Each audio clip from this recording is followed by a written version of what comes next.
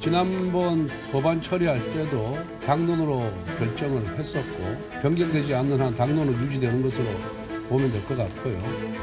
내란 행위 등의 진상규명을 위한 특별검사 임명 등에 관한 법률안 제2의 건은 총 투표수 300표 중 가 198표, 부 101표, 기권 1표로서 부결되었음을 선포합니다. 국민의힘 내에 양심과 소신을 가진 의원이 불과 8명도 없다는 사실이 확인되었습니다. 역사가 저들의 만행을 영원히 기록할 것입니다. 더불어민주당은 신속하게 내란 특검법을 재추진하겠습니다. 자, 어제 국회 본회의가 열렸습니다. 이 자리에서는 정부가 거부권을 이미 행사한 내용이죠. 내란 특검법 그리고 김여사 특검법, 이른바 쌍특검법에 대한 재표결이 있었습니다. 그런데 보시는 것처럼 200표에 단 2표가 미치지 못해서 부결이 됐습니다. 특히 내란 특검법 같은 경우에 단 2표 차이, 찬성표가 딱 2표만 있었다면 국회 문턱을 넘을 수 있었던 상황이었습니다. 일단 부결 당론이 이 국민의힘의 당론이었지만 상당수가 이탈이 된 부분도 국민의힘은 굉장히 좀 아픈 쓰라린 구석일 겁니다. 하지만 야당 입장에서는 뭔가 현실화의 코앞까지 다가온 그런 부분도 없지 않아 있을 것 같습니다. 그렇죠. 그러니까 이탈표가 8표까지 안 나온 거는 당연히 이제 비판적으로 볼 수밖에 없는 부분인 거고, 나라 상황이 이런데도 불구하고 내란 특검법조차 통과시키지 못하고 있는 게 지금 국민의힘의 현실 아니냐. 이러니까 내란 옹호당 소리를 듣는 거다. 이렇게 일단 먼저 비판을 드리겠고, 다만 이제 민주당이 어제 오늘 입장을 보게 되면 내란 특검법을 수정해서 발의하겠다는 거 아닙니까? 그러니까 그동안 국민의힘에서 지적했던 이른바 독소 조항들을 손봐서 사실상 국민의힘에서 거부할 수 없는 특별법을 다시 한번 내놓겠다. 이런 입장이기 때문에 지금 국민의힘 일각에서도 이 내란 특검법을 마냥 거부만 할 게 아니라 우리도 우리 안을 좀 내놔야 되는 것 아니냐, 제3자 추천안 이런 것들을 포함한 법안을 만들어야 되는 거 아니냐, 이런 얘기들이 있는 것으로 확인이 되고 있기 때문에 네. 지금 민주당이 이렇게 수정해서 발의한다라는 방침을 밝힌 이상, 그리고 국민의힘이 그동안 지적해왔던 부분들을 대폭 수정해서 발의하겠다라는 입장을 밝힌 이상 다음번 표결 때는 저는 국민의힘이 거부할 명분이 없을 것이다, 이렇게 보고 있습니다. 네. 어쨌든 아슬아슬하게 특검법이 부결이 됐습니다. 자, 그러자 국민의힘 권성동 원내대표가 찬성표를 던지겠다고 앞서서 이미 입장을 밝혔던 국민의힘 김상욱 의원에게 당론과 다르게 갈 거면 차라리 당을 나가라 라면서 탈당을 권유한 사실이 알려지면서 논란이 불거지고 있습니다. 당론에 반대되는 행위를 한 김상욱 의원에 대해서는 당론과 함께하기가 어려우면은 같은 당을 할 수 없는 것이 아니겠냐. 탈당을 진지하게 고려해보라고 권유를 했습니다. 저는 탈당할 생각이 없습니다. 우리 당이 지향하는 가치에 가장 맞는 행동을 하고 있다라고 저는 생각하고 있는데, 그냥 해당 행위로 몰려서 탈당 요구까지 받는다면 이것은 일종의 마녀사냥이고 일종의 메카시즘이라는 생각도 듭니다. 자, 권성동 원내대표가 탈당 권유라고 표현을 했습니다. 하지만 말이 권유지 당사자가 들을 때는 당 나가란 소리로 당연히 들었을 것 같아요. 그래서 김상욱 의원도 이건 마녀사냥이다. 나는 탈당할 생각이 없다라고 밝혔거든요. 저게 지금 권성동 원내대표가 지금의 당 상황과 정황을 고려해서 뭔가 좀 강력하게 메시지를 전달을 하려는 시범 케이스인 건지 아니면 진짜 당 나가라고 한 건지 그게 좀 궁금하네요. 8대2라고 생각을 해요. 그래요? 80%는 사실 메시지라고 생각을 합니다. 아하. 그러니까 김상욱 의원 많이 문제가 아니잖아요. 그렇죠. 문제는 지금 약 한 12명 정도가 전체적으로 옛날에 그러니까 그 윤 대통령의 어떤 탄핵이라든지 혹은 기타 특검법이라든지와 관련돼서 유동적인 어떤 그런 인원이라고 가정이 됩니다. 그러면 그 사람들을 일일이 다 탈당을 하라 뭐 어떻게 하라 하는 건 당의 분열성이 완전히 노출되지 않겠습니까? 그렇죠. 그러니까 김상욱 의원은 사실 가장 기자들이 제일 먼저 달려가서 어떻게 할 겁니까? 라고 네. 이제 물어보게 됐어요. 네. 왜냐하면 굉장히 뚜렷하게 자신의 행동을 계속 지금 보이고 있기 때문에 네. 그래서 김상욱 의원에게 저렇게 메시지를 던짐으로써 사실상 당의 어쨌든 분열상을 빨리 수습을 하고 또 그 12명 의원들한테 메시지를 던지는 그런 효과를 보기 위해서 아마도 저렇게 권유를 한다라고 이제 직접적으로 행동에 나선 것 같습니다. 네. 일단 김상욱 의원을 향해서 탈당 권유한 것과 관련해서 국민의힘 내부에서는 어떤 의견이 나오고 있을까요?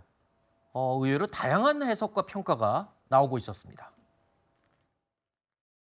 정말로 심각하다고 생각했다면 바로 윤리위에 제소하거나 여러 가지 제도적인 방법이 있거든요. 아직도 이야기할 여지가 있고 서로 설득 여지가 있다. 명령이라기보다는 구두 경고 정도의 의미로 받아들입니다.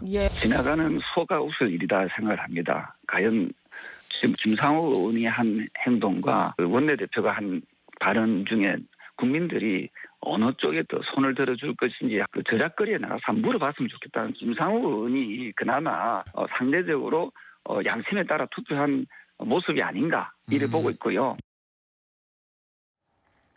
방금 마지막에 들은 이 부분, 진짜 국민의힘이 지금 어느 쪽으로 방향을 접어야 될지 이 부분이 지금 내부적으로도 좀 고민이 많은 것 같습니다. 국민의힘의 지금 상황을 본다면 탄핵 찬성파의 목소리는 갈수록 좀 힘이 약해지는 게 아닌가, 또는 친윤계를 중심으로 대통령을 엄호하려는 흐름은 또 뚜렷해지고 있는 게 아닌가, 여러 가지 분석이 나오고 있습니다. 일단 국민의힘과 민주당의 지지율 수치를 보면요, 요즘 많은 분들이 이 부분에 관심 많이 갖고 계시죠. 오차범위 내에서 접전 중이라는 결과가 나왔습니다. 그러니까 불과 얼마 전까지만 해도 국민의힘 지지율이 상당히 낮아서 민주당의 지지율과 격차가 컸었죠. 그런데 보수층의 결집 흐름, 이제는 그냥 무시하지 못할 정도로 강하게 집결하고 있다. 이런 해석이 가능할 것 같습니다. 이건 탄핵 찬성 반대하고는 상관없다고 저는 생각을 하고요. 네. 그다음에 만약에 지금 현재 민주당의 저런 행태와 체포영장 집행이 부당하다라고 얘기하는 분들이 대통령을 옹호하는 거다, 지킨다, 이것하고도 상관이 없어요. 아, 그래요? 저는 2016년, 17년도에 저희가 경험했듯이 지금 민주당은 내란 공범 정당 이렇게 지금 프레임을 씌우고 있잖아요. 네. 그 당시에도 사실 국정농단 이후에 적폐 청산 대상 정당으로 저희가 낙인이 찍힌 이후에 사실 4년간인가요? 이 4년간 거의 그 보수 정치 풍토가 거의 형해화되다시피 했거든요. 네. 거기에 대한 이제 저희가 반미교사 삼은 부분이 있는 것이고, 또 하나는 이제 김상욱 의원님처럼 소신을 지키는 거 좋죠. 근데 국회법상의 양심에 따른다는 부분은 그건 이제 사안마다 다른 부분이고, 그건 국회에서 징계 대상이 안 된다는 의미일 뿐입니다. 근데 정당은 또한 가치 기조가 다 정해져 있어요. 정당의 강령이라는 부분이 있고, 근데 사사건건 정당의 모든 당원들이 의원총회에서 그 3분의 2 이상이 동의해서 얻어지는 이런 당론에 대해서 사사건건 반대한다. 그러면은 국민의힘과 같이 갈 수 없는 건 맞는 것이죠. 그래서 네. 그 부분은 또한 저희 당원에 보면 당원들은 당론에 따라야 된다는 부분이 있어요. 정당한 이유가 없는 한. 그러면 정당한 이유가 매번 저렇게 있을 수는 없는 거잖아요. 특히나 네네. 가장 문제가 됐던 부분은 한덕수 권한대행에 대한 탄핵 부분이에요. 네. 그때도 당론과 달리 다른 행동을 하셨기 때문에 그 부분은 상당히 크다. 당내에서 계파에 따라서 특정한 목적을 달성하는 방법을 달리할 경우에 네네. 그땐 괜찮은데 이건 목적을 달리하는 거라고 인식되기 때문에 네네. 사실은 김상욱 의원이 본인이 명시적으로 이러이러한 해명이 없는 한 저는 징계 대상까지 가야 된다고 생각을 합니다. 알겠습니다. 일단 다시 또 국민의힘과 민주당의 지지율 얘기로 돌아가서요. 리얼미터가요, 체포영장을 둘러싼 전국 혼란 원인에 대해서 여론조사를 한 내용도 있습니다. 그 내용을 보면 지금 항목들 하나씩 보이시죠? 대통령 또는 국민의힘의 이 혼란의 원인이 있다라는 답변이 반 이상을 차지하는 것으로 나타났습니다.